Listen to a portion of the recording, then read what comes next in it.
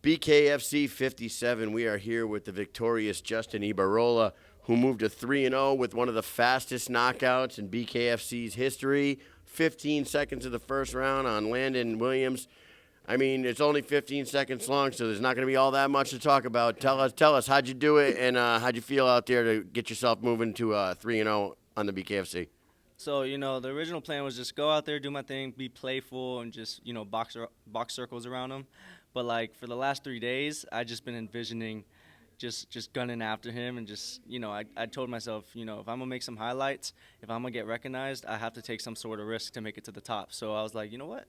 Let's go off the scratch. Let's throw a double jab, shoot a right hand, see if it lands.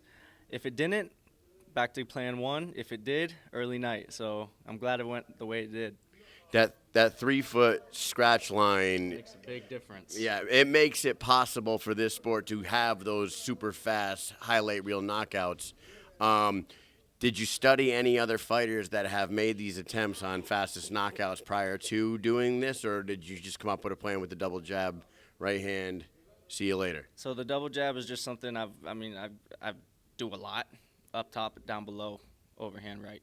But the only real fast knockout I know in BKFC is Yuli's, and I know he just gunned right after him. So I didn't want to be, I didn't want to run after him. I wanted to be technical with it still and still learn, throw some clean, long 1-2s. And I think I executed it pretty perfectly out there, so I'm really happy with myself. I spoke to your opponent briefly out here in the hallway before speaking with you, and I believe the words that he said were, "I've never been hit that hard in my life." Have you ever heard anybody say that about you? Have you always been known as a real power puncher? So yeah, everyone I spar, everyone, bigger guys, smaller guys, man, you hit hard, and I'm over here like, man, if I hit hard, why ain't you on the ground yet? What the fuck? I've hit my last 2 opponents hard, and they ate that shit. So I'm like, yo, I know I hit hard, but I had to work on the placement a little more. So I when I lined up on that scratch, I kept that right hand tight, and I was just ready to just shoot it right down the middle. So it was like a little spring, just straight across. Had it cocked and ready. Now, this moves you to 3-0, like I said, undefeated. You've had some tough opponents so far. None. You haven't looked any better than you did tonight, right? You keep getting better. What do you want to do now that you are sitting undefeated 3-0? Is there somebody out there that you would like to fight, or anybody you'd like to call out, or what's the plan? No one really to call out. I've been making jokes about fighting Reber, just because we're 2 good-looking dudes with really good boxing. I think it will just be I think we'll sell out a good crowd and we'll entertain a lot. And after seeing his fight and dogging it out, man, I want to fight him even more now.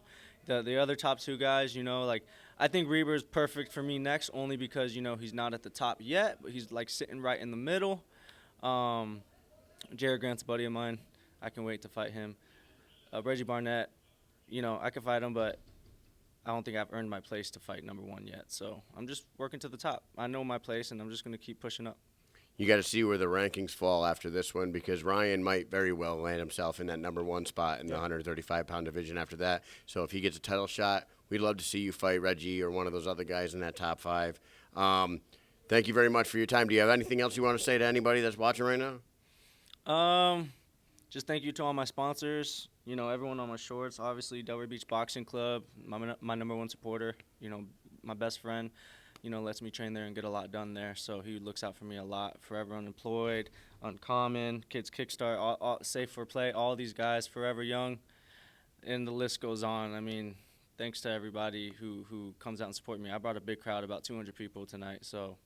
They were going crazy out there. Yeah. For sure. I think you got some teammates or something up there in the crowd that were ready to fight now. They're like, I want in. And so I'm like, man, these guys are excited.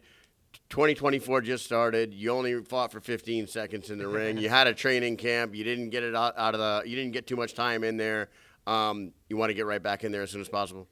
Yeah, I'm in no rush. I don't like rushing things. That's my style of fight. I'm not a rusher. Besides tonight, I tried something new.